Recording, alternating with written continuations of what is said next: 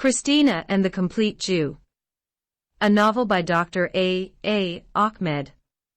This book continues the story of the Arab sugar daddy and the beautiful Indian girl, and the story of the Indian child bride and the old Arab husband, and also the story of the Indian Miss World and the rage of Muslims of the world.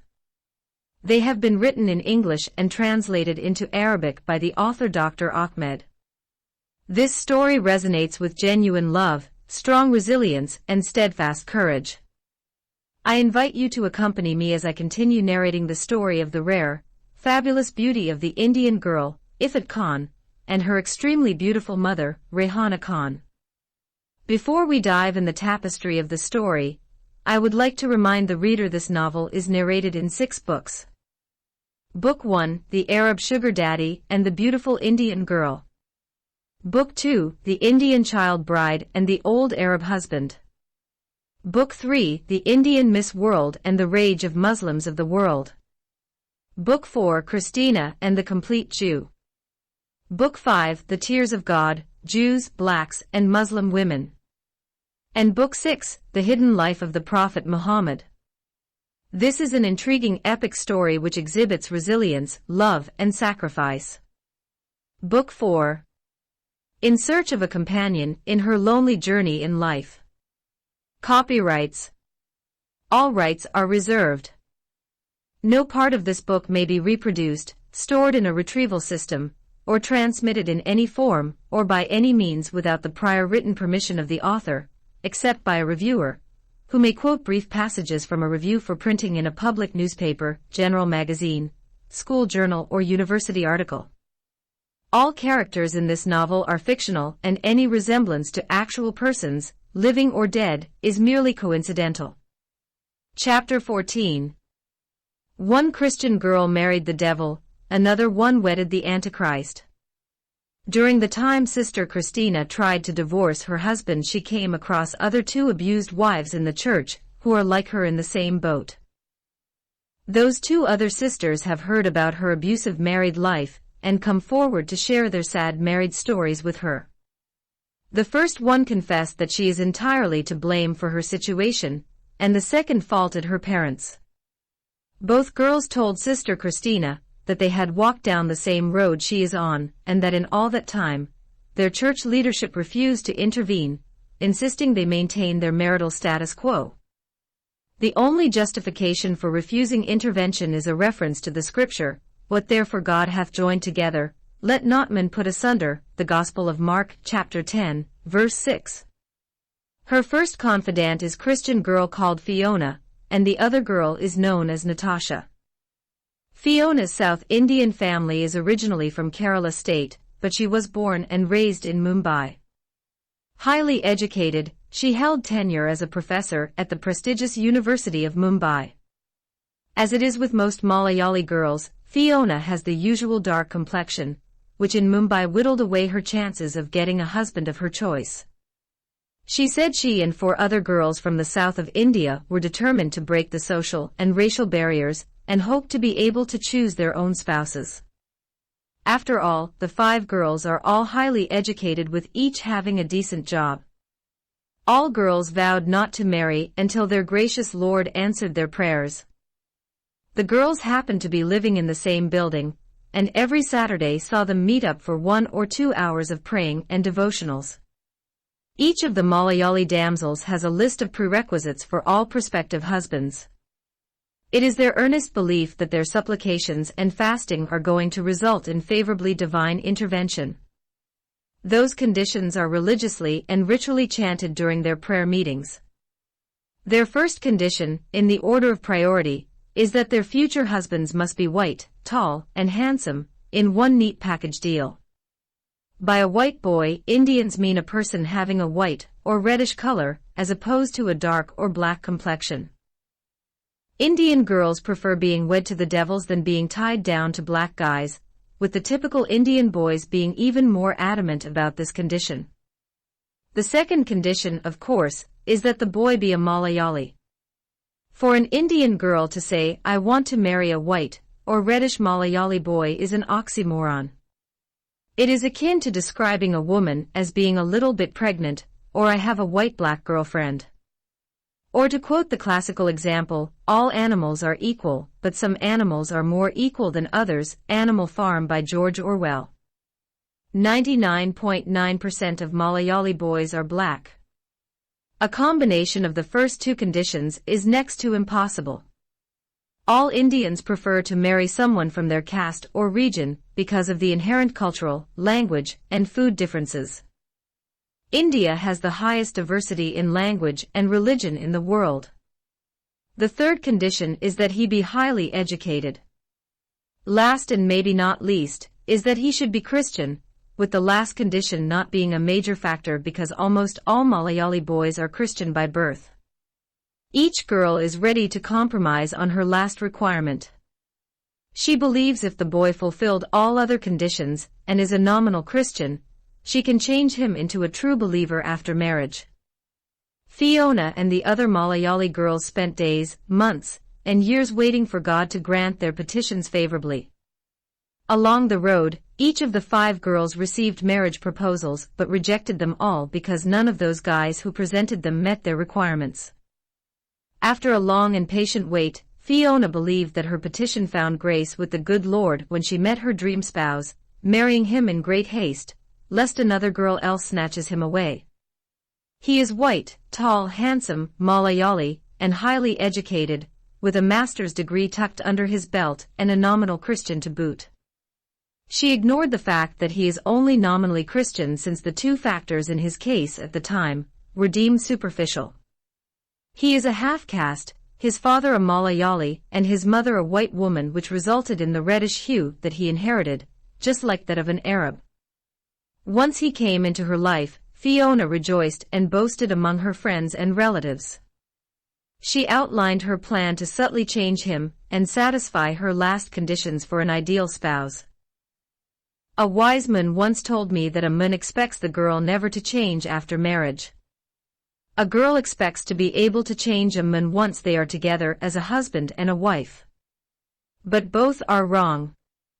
Those who are less gullible will remember that the Bible reminds us that Satan can masquerade as an angel of light, and in Fiona's case, her new husband turned out to be the devil incarnate. Shortly after their marriage, he demanded his dowry. In India, the bride's family is expected to pay a dowry for the privilege of gaining a son-in-law.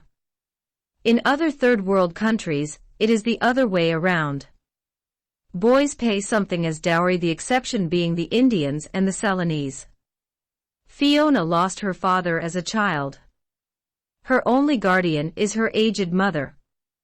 She had quit her teaching job to join the Christian preaching outreach team, working for the Lord without pay. Her handsome husband is jobless. He is not employable because of his drug addictions and his dependence on alcohol. Whenever he feels that his wife has failed his expectations, he beats her up.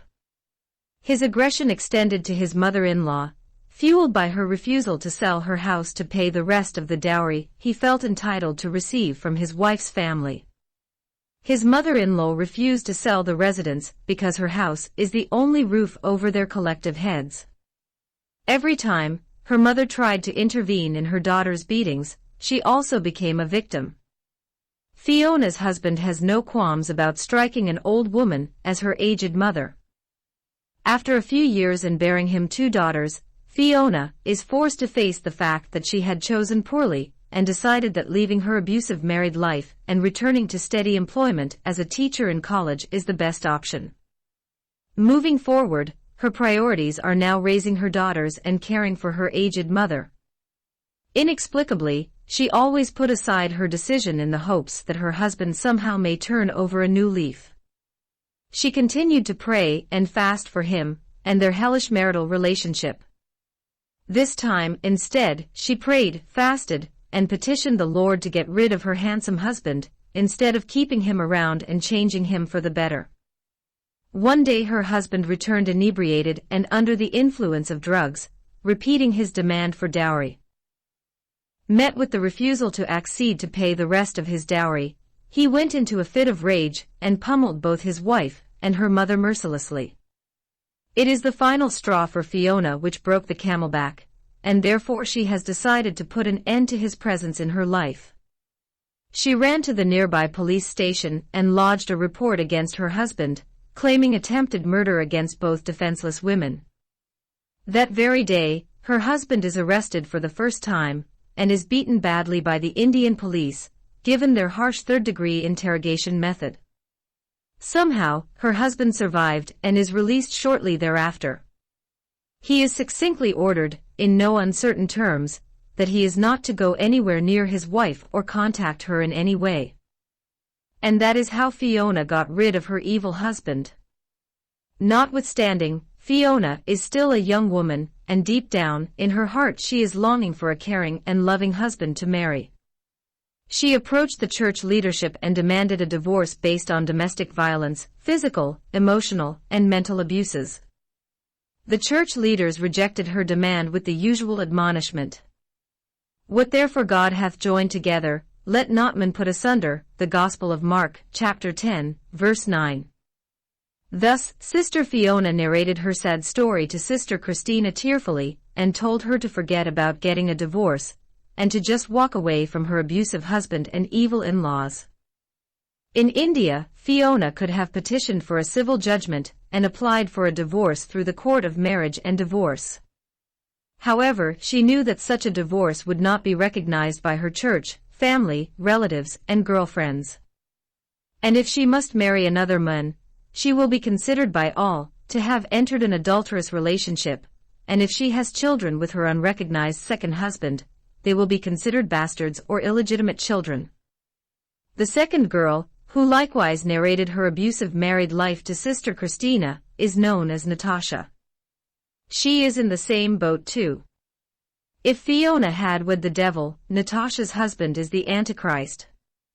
Natasha came from the state of Gujarat. Like many of the people in her state, she is blessed with a white complexion, and this bodes well for her from a physical point of view. According to her, her parents had thrown her in the well. This dire Indian expression is used by Indians to describe the condition of a girl suffering abuse at the hands of her own parents. Natasha is a young and extremely beautiful girl. At 18, when her parents had thrown her in the well, her very white skin and European green eyes drew many male suitors and admirers. Every boy who saw her fell in love with her charm and beauty. Her parents rejected many of the Gujarati marriage proposals in favor of a mentally retarded boy from Mumbai. He has never been schooled, is illiterate, and can neither read nor write in any language. The only tempting draw factor is the fact that the boy's mother is a rich woman who lived in a resplendent home. A widow with 2 sons and a daughter, with her other children normal. Her daughter lives in the United States of America. Laying claim to an overseas daughter also contributed to and enhanced the social status of the widow. In keeping with their position in society, they subtly described their daughter as being so holy and committed that she has married the Lord Jesus Christ and became his perpetual bride. In Indian parlance, this means that she became a full-time servant of the Lord, or in Catholic terms, a nun who became the bride of Jesus. She is a nun in a South Indian church branch located in America. It is the same as that New Delhi church branch of the 2 Good Samaritans, Nancy and Annie, where they used to be virgin nuns before they got raped by the Muslim terrorists. Even so, down the road, that virgin bride would divorce the Lord in favor of marrying 2 men. Her second husband is an American pastor, and he too is a divorced old man, and many years older than her. To sweeten the prospect of accepting the marriage proposal, the rich woman also enticed Natasha into believing that her son is due to fly to America shortly to be with his sister. She was made to understand that the moment they are married, the couple will travel to the United States of America, the promised land that flows with honey and money, and live happily ever after. Before going to a village in Gujarat state and seeking a bride for her mentally retarded son, the rich woman had proposed to more than a dozen girls in Mumbai, but all families declined the betrothals for the same reason: her mad son is an unmarriageable boy. One bold woman told her on her face she should not look for a bride because her son cannot be a husband. She added, no girl is going to marry such a mentally retarded boy. Sadly, the beautiful Gujarati girl Natasha did not get a chance to sit and talk to her fiancé before she married him. Instead, she put her fate in the hands of her parents, who visited her soon-to-be husband and in-laws, and they spent 2 days as guests. Given their visit, her parents obviously could not plead innocence and claim to have been misled. The fiancé of their daughter, who is going to be her future groom, has an obvious mental disability, but the wealth, opulence, and displayed material prosperity had her parents readily agreeing to the marriage. Natasha thus has found herself being saddled like a mare that has been yoked with an ass. Her mad husband has the cognitive abilities of a child. She dutifully accepted her fate in life and agreed to live in the Christian matrimonial union. Not long after, she found out that her husband was not eligible for a visa to go anywhere. In India, a prospective immigrant to the USA must be highly educated and highly skilled in work, with demonstrable fluency in English with relevant work experience to score enough on his application. Her mentally retarded husband would score 0 in any Western consulate. Once his wife, it became apparent that he was the laughingstock everywhere she went with him, even in her church. Yes, Indians can be very rude and make fun of the mentally challenged person. It came to the point where she hated stepping out of the house with him. Naturally, in India, he is not employable, and Natasha readily admitted to Fiona that he had not the slightest idea what marriage entailed. Whenever he had the urge, he would just jump over her body and rape her or have rudimentary sex just like that of the animals. Romance and foreplay are simply not in his vocabulary. Sex with him came to be associated with pain and resentment. When she delivered, the child was found to have inherited his father's mental capacity. Natasha tolerated it all and stayed 10 long years with her mentally disabled husband. Despite her immediate spousal issues, she admitted that during her long and difficult marriage, her real problem was none other than her mother-in-law.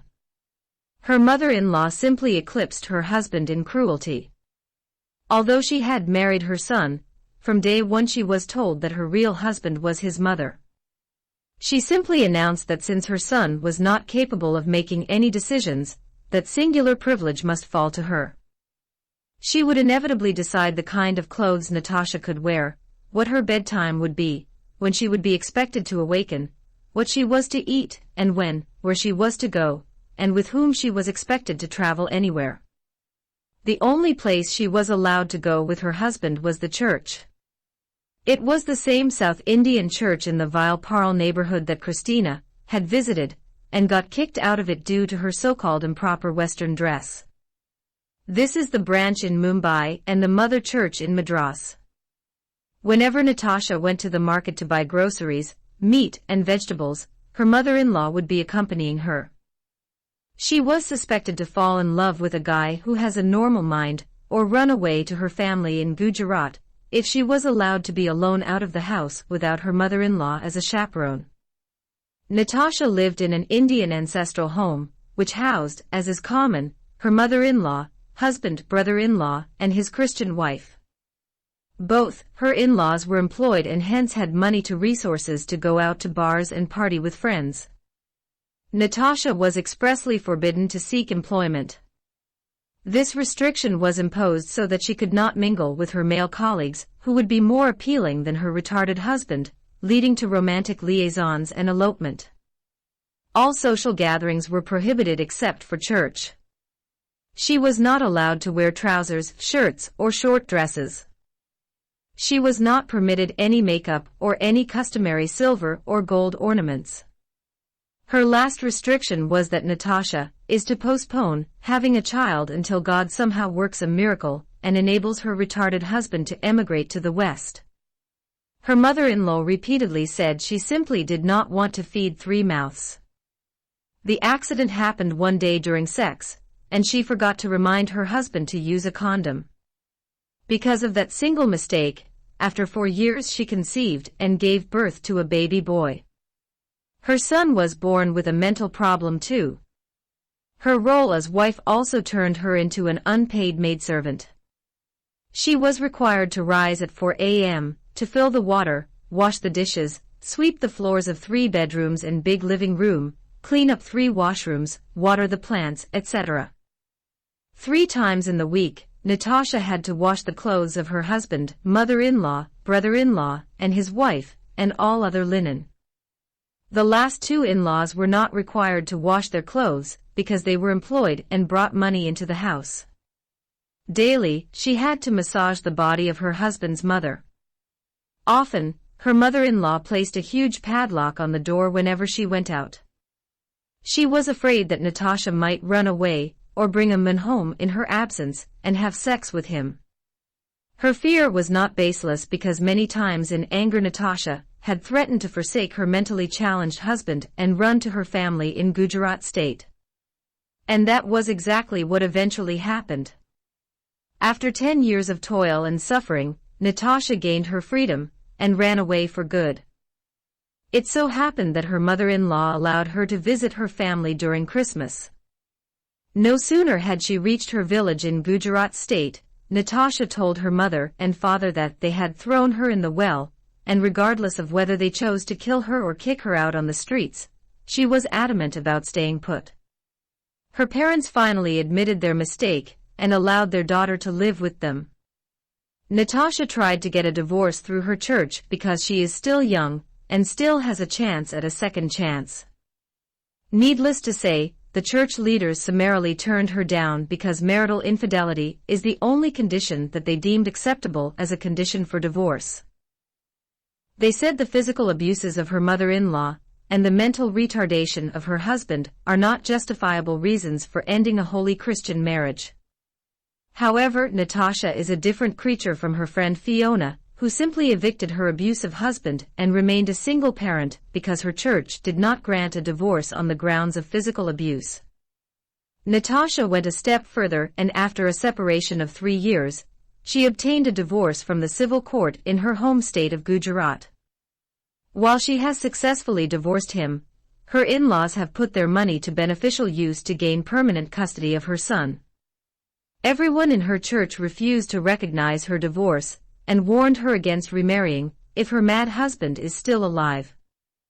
Natasha is bolder than most and simply does not care what her Christian leaders, other believers, relatives, and friends thought of her. Shortly after her divorce, she received a marriage proposal from a North American man who had also been deceived into marrying a less than ideal spouse. He also is a victim of deception too. He is originally from North Africa. He is a half-caste, his mother is an Arab and his father an African. His Indian ex-wife married him because she wanted to go to the West. As soon as she reached North America, she began to show her true colors. She declared her unwillingness to work, stating that her husband is duty-bound to work and provide for the family. Somehow, she found some women in her church who supported her decision by claiming that the Bible precedents which calls the husband the breadwinner for the family, and the wife the custodian of the house and children. Before marriage, she told him she had successfully completed her grade 12, but after he married her, he discovered that she is a 4th grade dropout. What little education she had received was in the Marathi language and not in English. He, on the other hand, is a PhD holder and has acquired his master's and doctoral degrees from the University of Mumbai. Even so, she looked down on him and started to treat him as an inferior, calling him in Hindi bhut, which means a very scary ghost. She refused to allow him to bring his mother from North Africa to visit them because she said her children would be afraid of her. In short, she made it truly clear to him that he is below her high Indian status. It came to a point when he could not tolerate her arrogance and misbehavior towards him any longer, and he promptly divorced her. He remained single for a few years before he met Natasha and betrothed her. Natasha agreed to his second marriage proposal, and so he came to India to marry her in a civil ceremony. When Sister Christina became aware of those good developments, Natasha has already secured her spousal immigrant visa, and is due to fly off to the promised land in a week.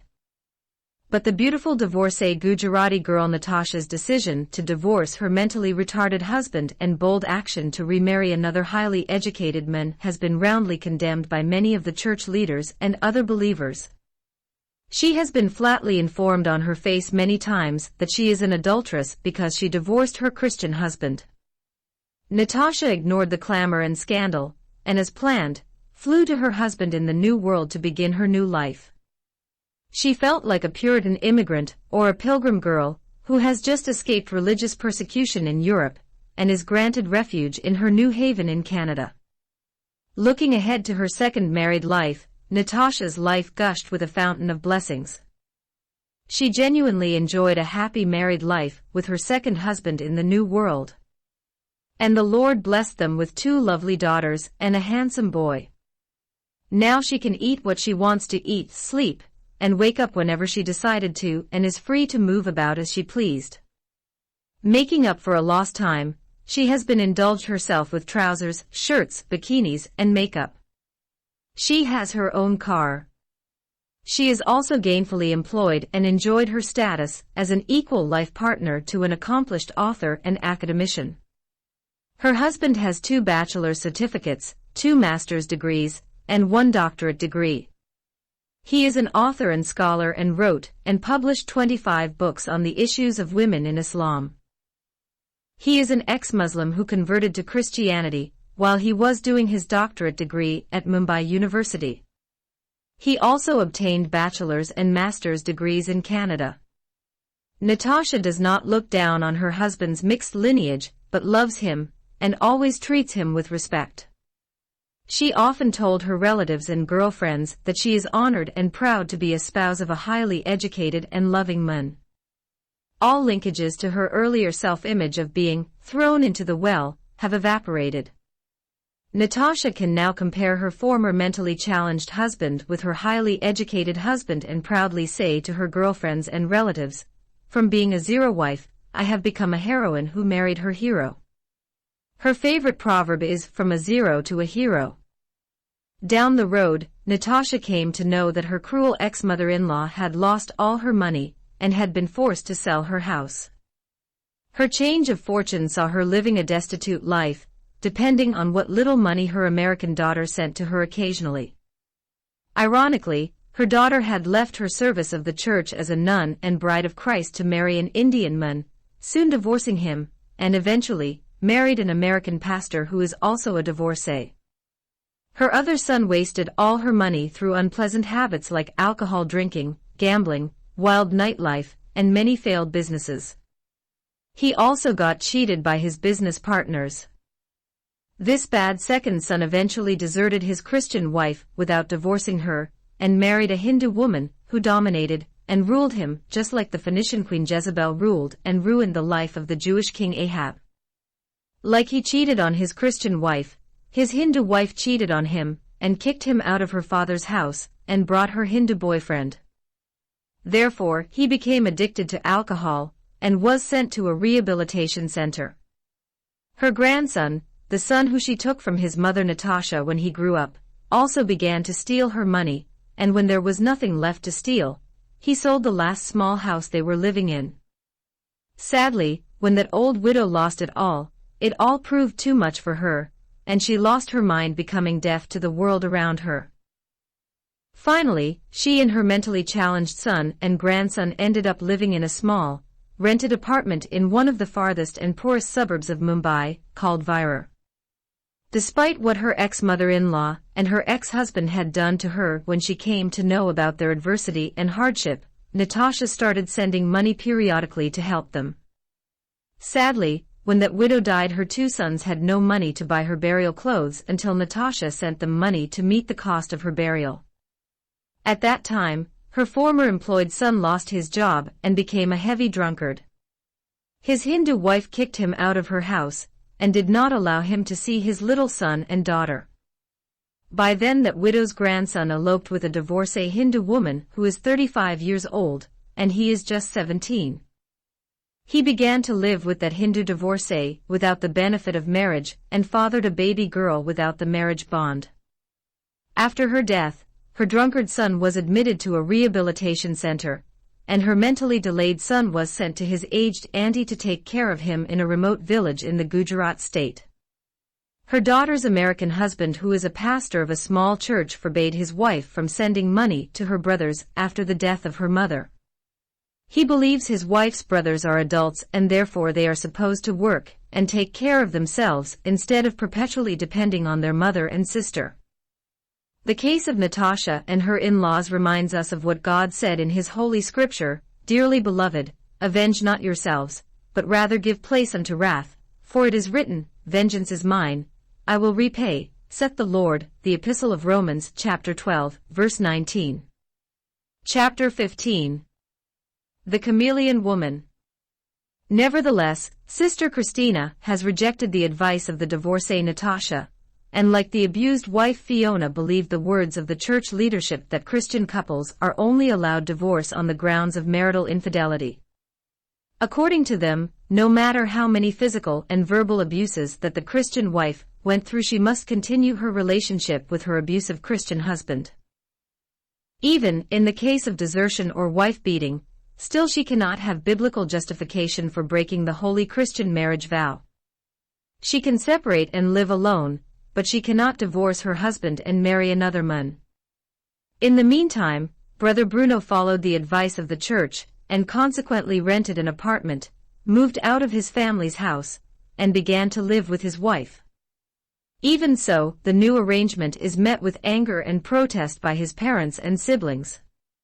His parents accuse the church leadership of forcing their son to forsake one of the solid Indian customs and follow the Western man-made culture. Many parents in the church supported them and added their protests to the melee. Despite the protests and complaints of many families, the leaders of the church refused to rescind their decision, and the couple continued to live in the rented apartment. When her in-laws failed to effect any change in the decision of the leaders of the church, they began to squabble and create problems for their daughter-in-law.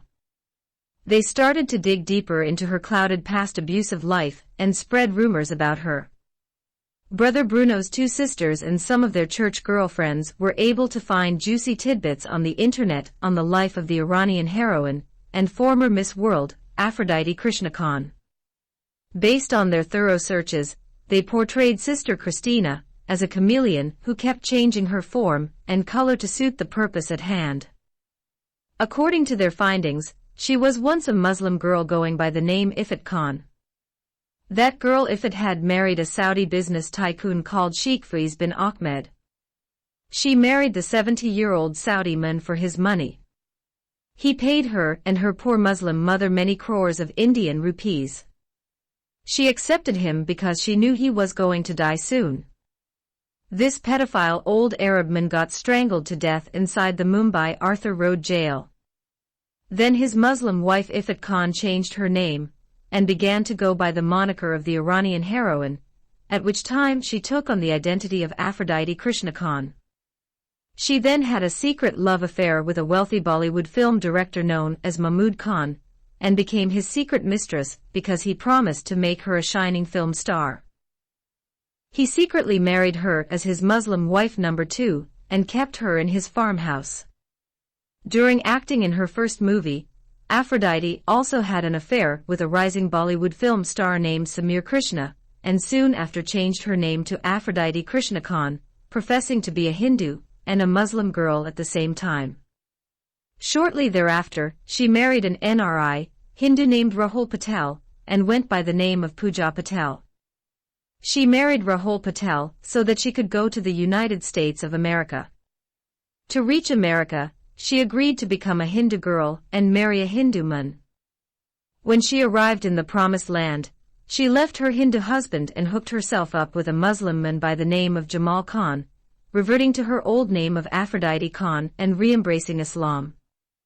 Just before she returned to India, she embraced the Christian faith and had her name legally changed to Christina Lewinsky. Finally, she married their brother, Bruno, and became Christina Fernandez. After those unpleasant discoveries, the two sisters and their girlfriends stopped referring to her as Sister Christina and began to call her the Chameleon Woman. While they could not find any overt reason for her conversion to Christianity, Brother Bruno's two sisters, and their cohorts in the church assumed that Aphrodite Khan had fallen in love with a wealthy American man, for whom she changed her religion, and went by the name Christina Lewinsky. Their report also uncovered a previous internet article, which detailed her incarceration in a Mumbai women's jail, and the disgraceful title that was given to her at that time, the Tawaif of Bollywood, or the high-profile prostitute of the film industry. They told everybody in the church that while the sister-in-law was in the ladies' prison, she became a high-profile prostitute of Bollywood. She had been arrested for being the highest-paid Bollywood whore, and had sexual relations with many film stars and directors, politicians, top officials in the Mumbai Police Department, and wealthy people. Although their report included many more false details which had never happened, it said nothing about her successes in life of winning Miss Mumbai, Miss India, and Miss World. Furthermore, it said nothing about her controversial remarks about the Prophet Muhammad and the Quran, and the assassination plot of Dawood Ibrahim's Muslim terrorists, which forced her to flee out of India and ended up in the United States of America. From that point, adding insult to injury, the vengeful two girls started to call her on her face the chameleon woman. With the ammunition needed, Brother Bruno's two sisters went on the offensive and began harassing their brother's wife. They started to phone her at her apartment and confront her about her disgraceful past. They accused her of deception and hiding her nasty past and many marriages before their brother Bruno fell victim to her trap. According to them, it is the ultimate degradation in their Mongolian Christian culture to wed a pure and chaste boy like their brother Bruno to a whore woman, who had not only gone through many husbands but also slept around with other men like a street hooker. They reinforced their stand by acknowledging that their brother deserved a virgin instead of a dirty woman, who had sex with many men just like a bitch with many dogs. They also called her the dirty prostitute and Tawaif of Bollywood. They punctuated their phone calls with unannounced and unnecessary visits hoping to plague her into compliance. Even their two parents and their three brothers stood with the two girls. They simply want to cut through the chase and have her forget her search for her Muslim mother, and she should immediately take her husband to America so that he can take them to the promised land too. Sister Christina's in-laws turned her life into hell with no place for refuge. The very people she thought are living with the guidance of the Holy Spirit in Christ are now hounding her to do their bidding. Her husband sided with his parents, of course, and joined in the diatribe about their pending immigration status. He wants her to begin the process of applying for him before the 6 months' grace is over.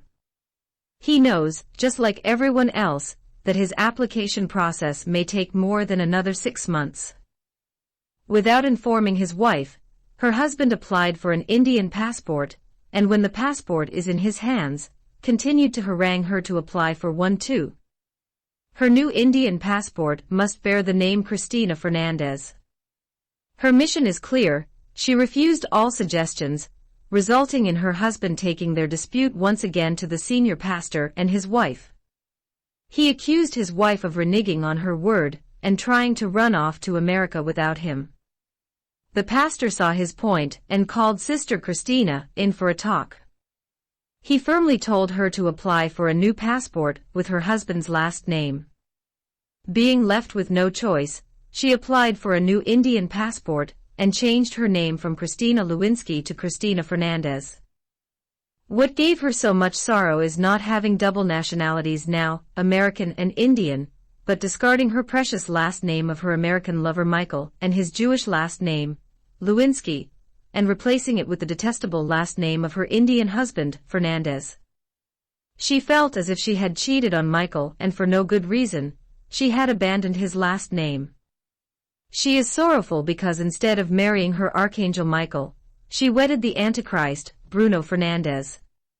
She is keeping her love treasure in her injured heart and cherished her deep and genuine love for her complete Jew, her American lover, Michael Lewinsky. As soon as Mrs. Fernandez's new passport is issued, her husband began to harass her to approach the American consulate in Mumbai and apply for joint visas for her Indian spouse, father-in-law, and mother-in-law to join her in the United States of America. Her in-laws knew that through her they are entitled to get immigrant visas to the Promised Land. Once again, Sister Christina has been forced through some leaders of the church to apply for immigrant visas for her Christian spouse and his parents. However, before her husband and his parents got their immigration visas to the USA, the land that flows with honey and money, something else developed to complicate the matter for her. At this time, a full year has passed since Christina arrived in Mumbai and joined that Indian heretical church. Finally, her search efforts for her biological mother bore fruit. A Christian woman, who had lived as a Muslima before adopting Christianity, has heard about her search, and has come forward to her with information about Rehana Khan. According to the source, she knows of a Muslim woman named Rehana Khan who has 3 sons. She had returned from America, and when she arrived, she told all her Muslim neighbors that her Indian husband had divorced her, hence her return to the motherland. This ex-Muslim woman informer also conveyed some gossip to other women in the church. She did not share that additional information with Sister Christina. She added that she knew of an NRI, an American Muslim man who visited India briefly, and knew of the scandal, which led Rehana Khan to forsake her paradise-like life in America, and sold her house, and eventually return home to India. According to the former friend of the Khan family, Mr. Khan had apparently fallen in love with a young girl, who was young enough to be his daughter, and had eventually ignored and deserted Mrs. Khan. In addition to the huge age difference between the two lovers, the girl is a Hindu, and hence she refused to marry Mr. Khan until he converted to Hinduism.